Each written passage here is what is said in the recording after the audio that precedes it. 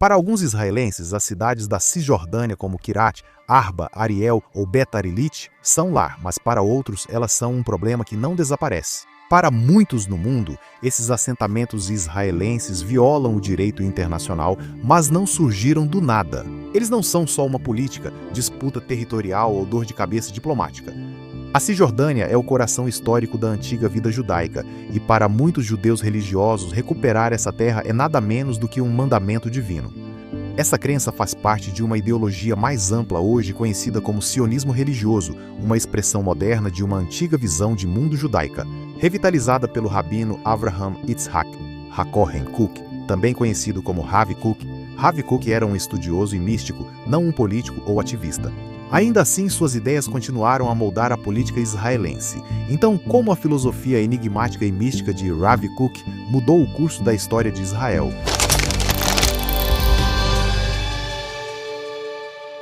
Hoje, o rabino, ou Rav Avraham Yitzhak Hakohen Kook, é uma lenda, especialmente entre os sionistas religiosos, mas nem sempre foi assim. Na verdade, por décadas, muitos judeus devotos consideravam o sionismo religioso um oxímoro, dois termos que se contradizem por natureza. Embora Rav Kook não tenha sido o primeiro a unir religião e sionismo, sua filosofia foi a mais influente e duradoura. O povo judeu sempre se concebeu como uma nação, uma tribo ligada a um lugar específico, o que chamamos em hebraico de Am Israel. Mas o sionismo, como uma filosofia nacionalista moderna, levou essa crença um passo adiante. Era o final do século XIX e os movimentos nacionalistas estavam em alta. Pode não soar revolucionário para nós hoje, mas na época o conceito de nacionalismo era algo surpreendente. Os antigos impérios desmoronavam enquanto vários grupos étnicos da Europa começavam a considerar uma ideia radical. E se, em vez de serem dominados por grandes impérios, as nações pudessem se autogovernar? Para o povo judeu que passou os últimos 2000 anos sendo perseguido e brutalizado, essa era uma ideia especialmente atraente. E eles sabiam exatamente onde queriam restabelecer sua autonomia, sua antiga terra natal, Sião. Isso não era novidade. Por milênios, movimentos judaicos tentaram criar comunidades autônomas ou semi-autônomas na terra de Israel. Eles imaginavam uma vida profundamente ligada à tradição e identidade judaicas na mesma terra onde seu povo surgiu. Afinal, a terra de Israel é central para a vida judaica, estando presente nas orações diárias, feriados e textos sagrados. Até agora não vejo uma contradição entre religião e sionismo, mas o sionismo moderno acrescentou duas complicações à equação. Dois problemas tornaram toda a filosofia inviável para muitos profundamente religiosos. O primeiro problema era que o sionismo, como movimento político, era liderado quase inteiramente por secularistas. Esses judeus seculares não queriam uma pátria baseada em princípios religiosos judaicos. Eles defendiam ideias radicais, oferecendo uma versão da vida judaica que era inaceitável para muitos judeus devotos. Na visão deles, em vez de estudar Torá o dia todo, os meninos judeus trabalhariam na terra lado a lado com as meninas judias. As crianças judias leriam a Bíblia como se fosse literatura, em vez de um texto sagrado.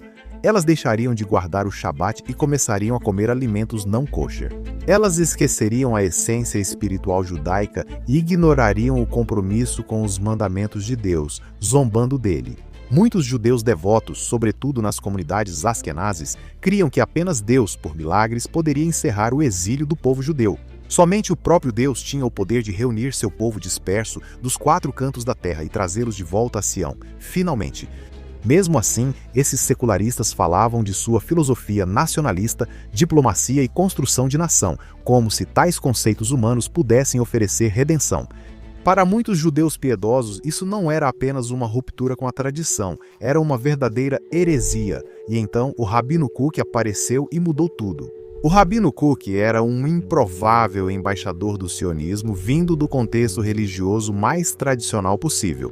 Horas de estudo diário da Torá, orações 3 vezes ao dia, observância rigorosa da lei judaica. Ele era um verdadeiro crente, um estudioso e um místico apaixonado por Deus e pela Torá, e foi justamente esse amor por Deus que o inspirou.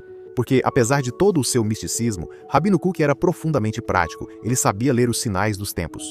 Nacionalismo e secularismo continuariam forçando os judeus religiosos a escolher. Eles podiam fazer parte desse projeto nacional judaico, injetando fé e orientação moral em toda a iniciativa, ou podiam entregar esse movimento para o futuro judaico aos secularistas que criariam um tipo de nacionalismo vazio. Separados da fé que manteve o povo judeu unido durante todo esse tempo, os profundamente religiosos veem a mão de Deus em todos os lugares. Rav Kook levou essa fé um passo adiante. Para ele, Deus era um agente ativo. Na história, todo evento histórico, desde revoluções até guerras, passando pelo surgimento de novas ideias, poderia ser um passo em direção à redenção final. O surgimento do sionismo não foi diferente. Claro, esses sionistas seculares talvez não observassem a lei judaica, mas estavam lembrando o povo judeu à sua maneira, que Deus não exige passividade. Os seres humanos, com todas as suas falhas, têm a responsabilidade de reparar este mundo quebrado, de trazer a redenção da forma que a história permitir. O movimento sionista havia reavivado uma consciência nacional judaica que estava adormecida há tempo demais, embalada pela passividade de milênios de exílio. E se eles estivessem certos? E se o primeiro passo para a redenção fosse o retorno à terra de Israel? Em 1904, Rav Kook deixou sua casa no que hoje é a Letônia. Ele chegou à Palestina otomana em menos de um ano e continuou na mesma rotina da Europa. Guiava uma congregação, estudava a Torá e escrevia comentários acadêmicos sobre o Talmud. Mas havia grande diferença entre viver na Europa e na Palestina otomana. A Palestina estava cheia de pioneiros sionistas que drenavam pântanos, construíam fazendas e criavam a infraestrutura que seria a base de um futuro Estado moderno. Onde outros rabinos viam falta de fé, até mesmo perigo, Rav Kook via um processo divino. Esses secularistas talvez não soubessem, mas para ele trabalhavam junto com Deus para trazer redenção. Apesar dos shorts, apesar do ateísmo, apesar da atitude deles em relação à tradição, eles eram parceiros de Deus, arautos da era messiânica. Claro, Rav Kook continuava profundamente devoto. Nacionalismo por si só não tinha valor. Se o povo judeu queria redenção, precisava de Deus, precisava de santidade, precisava de moralidade. Sem esses componentes não haveria redenção, e o nacionalismo deles poderia se tornar vazio. Para os profundamente religiosos, a lei judaica é uma forma de moralidade, mas para Rav Kook, a moralidade era acessível até mesmo para a pessoa mais secular. Na verdade, ele acreditava que a voz de Deus podia ser encontrada em cada movimento da vida, tanto pessoal quanto coletivo. O sionismo não era a exceção, desde que o movimento mantivesse compaixão e sensibilidade ética, desde que melhorasse o mundo, dando ao povo judeu um lugar seguro de onde pudesse continuar sua missão como judeus. Mas nem todos concordavam com essa visão radical. Alguns líderes ortodoxos achavam que Rav Kook estava dando respaldo religioso a ideias perigosas, legitimando um movimento cheio de hereges. Esses chamados hereges muitas vezes também o rejeitavam. Alguns sionistas seculares zombavam da crença de que cumpriam uma profecia sagrada, mas em certos círculos religiosos, suas ideias ganharam força. Rav Kook logo ficou conhecido como o raro rabino capaz de dialogar com tradição e modernidade sem abrir mão de nenhuma delas. Em 1921, o recém-instalado Mandato Britânico da Palestina o nomeou rabino-chefe Ashkenazi, tornando-o uma das principais autoridades rabínicas da comunidade judaica na Palestina. Suas ideias controversas deixaram de ser marginais e passaram a integrar as instituições que moldariam a vida religiosa judaica por gerações. Rav Kook não chegou a ver a fundação do Estado de Israel. Ele faleceu em 1935 antes do extermínio de um terço dos judeus do mundo, antes do renascimento nacional deles em 1948 com o estabelecimento do Estado moderno de Israel.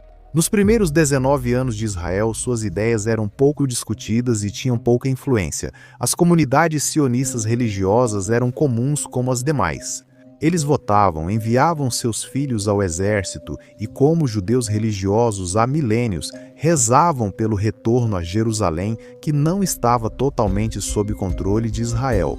Os jordanianos controlavam a metade onde ficavam os locais sagrados do judaísmo e não permitiam visitas de judeus. Eles exigiam certidões de batismo de turistas para visitar o Muro das Lamentações, impedindo judeus de acessar seus próprios locais sagrados, Monte do Templo, Muro das Lamentações, Hebrom e Jericó. Foi um golpe difícil de engolir, mas era simplesmente assim que as coisas eram. E então chegou o verão de 1967, o Egito já vinha fazendo ameaças há algum tempo. Todos sabiam que haveria confronto, mas ninguém esperava o ataque surpresa de Israel. Em poucas horas, os israelenses destruíram toda a força aérea egípcia.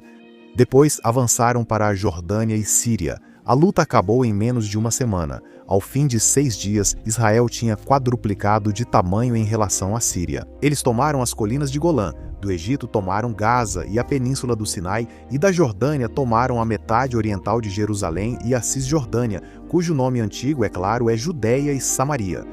Foi uma vitória militar impressionante, mas para muitos sionistas religiosos foi um sinal de algo muito maior, um milagre, um sinal de Deus, um chamado espiritual. Após 19 anos, judeus acessaram Jerusalém e o centro bíblico da região. Israelenses de todos os tipos foram a esses locais sagrados. Até mesmo os mais secularizados entre eles se pegaram com lágrimas nos olhos. Mas foi a comunidade sionista religiosa que transformou emoção em ação. O rabino Avraham Yitzhak HaKohen Kook escreveu e falou sobre a obrigação judaica de povoar a terra, mas não viveu para ver a soberania judaica nem o milagre da Guerra dos 6 Dias. Então seu filho, o rabino Tzvi Yehuda HaKohen Kook, traduziu suas ideias para esta era moderna. O povo judeu havia retornado à terra de Israel, mas ainda não tinha terminado. Com o coração bíblico de volta aos judeus, era hora de concluir o trabalho. Para recuperar os locais sagrados judaicos, para povoar toda a terra de Israel, para corrigir uma injustiça histórica, Rav Kook em si nunca falou sobre expansionismo, sobre ampliar as fronteiras do país. Não existiam fronteiras ou país em sua época, mas seus escritos místicos e enigmáticos deram aos seguidores um vocabulário teológico. Além dos sionistas religiosos, muitos israelenses seculares também apoiavam povoar o território recém-adquirido. A Cisjordânia oferecia a Israel alguma profundidade estratégica. O estado tinha só 14 quilômetros de largura em seu ponto mais estreito, facilitando que um inimigo o cortasse ao meio e isolasse as duas partes do país. E muitas pessoas, religiosas e seculares, viam o valor estratégico e de segurança em estabelecer comunidades nas colinas da Judéia. Uma forma de dissuasão, primeira defesa contra vizinhos que negavam o Estado judeu. As escrituras hebraicas falam muito sobre a obrigação de povoar a terra. Para os alunos de Rav Tzvi, Yehudá e Kohen Kook, o Rabino Kook Jr., esses mandamentos já não eram mais abstratos. A própria história os havia ativado após 1967, transformando o assentamento em um dever religioso, aqui e agora. O que era uma ideia religiosa, logo ganhou forte impulso político. Em 1974, os discípulos de Rav Kook haviam se unido em um verdadeiro movimento político, conhecido como Gush Emunim, que em hebraico significa o bloco dos fiéis, tendo o jovem Rav Kook como sua autoridade espiritual. O Gush Emunim partiu em sua missão sagrada de colonizar o coração bíblico, também conhecido como Judéia e Samaria, ou Cisjordânia. Em vez de esperar pela aprovação do governo, eles começaram a estabelecer assentamentos por conta própria. Às vezes eles tinham apoio oficial, às vezes não, mas aos olhos deles respondiam a uma autoridade superior ao governo israelense.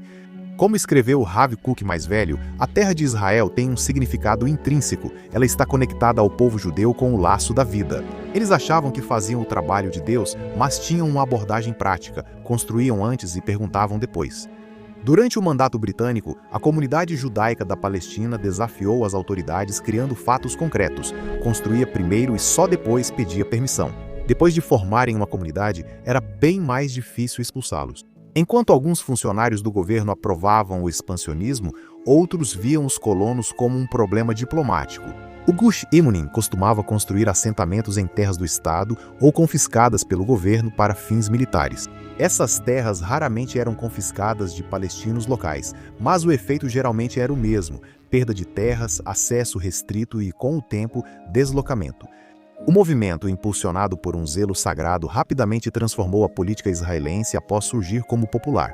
Gush Emunim foi fundamental no movimento de assentamentos, pressionando governos a expandir a presença judaica além das fronteiras de Israel de 1967. O sionismo religioso de Rav Kook deixou de ser só teologia e virou movimento político, ganhando mais influência a cada dia. Hoje, os sionistas religiosos até têm seu próprio apelido nacional, Tileumi, que significa religioso nacional. Para eles, o nacionalismo judaico está ligado à religião judaica, tornando a participação no Estado judeu uma responsabilidade religiosa. É por isso que os homens Tileomi, especialmente aqueles que vivem na Judéia e Samaria, estão tão desproporcionalmente representados em funções de combate e entre as fatalidades em combate. Defender a pátria é um dever religioso que muitas vezes exige um sacrifício terrível. O povo Tileme representa menos de 20% da sociedade israelense, mas, por sentirem que têm uma obrigação religiosa de participar das instituições do Estado, exercem uma influência desproporcional. O movimento tem forte presença no sistema educacional de Israel, com escolas religiosas, academias pré-militares e movimentos juvenis. Sionistas religiosos ocupam cargos de alto escalão em vários ministérios do governo, nas Forças Armadas, nos serviços de segurança e no serviço público. E suas ideias influenciam cada vez mais os debates públicos sobre terra, identidade e o caráter judaico do Estado. Mas o sionismo religioso já não é apenas um grupo demográfico ou um conjunto de crenças. Também é o nome de um partido político liderado pelo polêmico ministro das Finanças, Bezalel Smotrich, um linha dura que defende a anexação de terras e a supremacia judaica. Diversos sionistas religiosos se opuseram à escolha de Bezalel Smotrich, questionando sua autoridade para representar toda a comunidade religiosa. As ideias dele não representam muitos membros da comunidade e, para eles, vão contra a filosofia de Rav Kook. Você está aqui por engano porque Ben-Gurion não terminou o trabalho e não expulsou você em 1948. O sionismo religioso não é um movimento unificado. Alguns sionistas religiosos creem que apenas judeus têm direito de viver em Israel. Mas outros, como os rabinos Menachem Furman e Yaakov Nagien, recorrem às mesmas tradições para defender a responsabilidade moral, a coexistência e a construção ativa da paz. Algumas dessas figuras vivem em assentamentos e não veem conflito entre sua filosofia religiosa de colonizar a terra e suas crenças políticas sobre coexistência e harmonia. Mas esse é exatamente o tipo de contradição que Rav Kook não via como contradição alguma, porque sua filosofia se baseava em infundir o renascimento nacional do povo judeu com Torá, misticismo e um significado redentor. Ele achava que os judeus deviam recuperar sua herança como povo orgulhoso e autônomo, capaz de se defender. Isso significava estabelecer autonomia, isso significava criar um exército e isso às vezes significava guerra. Mas ele alertou que esse poder geraria novas responsabilidades, responsabilidades que o povo judeu não precisava assumir há séculos. Dilemas éticos como eu retorno à terra e também amo meu novo vizinho, com o tempo diferentes figuras responderam a esses dilemas à sua própria maneira. Alguns seguem uma abordagem rígida, outros uma filosofia pacifista, ambos baseados nas ideias de Rav Kook, cujo mundo era diferente do nosso. Ele não viveu para ver o Estado de Israel, a Guerra dos 6 Dias, o surgimento do Gush Emunim. E usar seus escritos para justificar políticas modernas é sempre um ato de interpretação moldado pelo presente. Quase sempre isso reduz sua vasta obra. Ninguém pode afirmar com razão que o que fazem hoje seja uma continuação direta do que ele idealizou no início do século XX. Isso não impediu que pessoas usassem sua linguagem para seus fins. Políticos linha dura citam a história bíblica e o destino ancestral para defender fronteiras maiores e soberania. Outros vão além, argumentando que a conquista total aceleraria o processo de redenção, o que realmente incomoda alguns que se autodenominam sionistas religiosos, que dizem que o pensamento de Rav Kook foi distorcido, que a linguagem política e ultranacionalista obscurece sua insistência de que a redenção deve ser moral, humana e unificadora.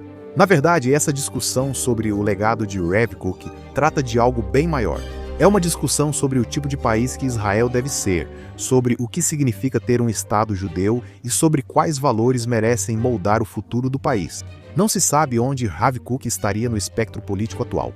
Porém, independentemente das políticas que aprovaria, ele sempre foi movido por uma coisa. Meu coração está cheio de fogo sagrado, de amor por Israel e por todo o mundo, para elevar tudo isso à fonte do bem.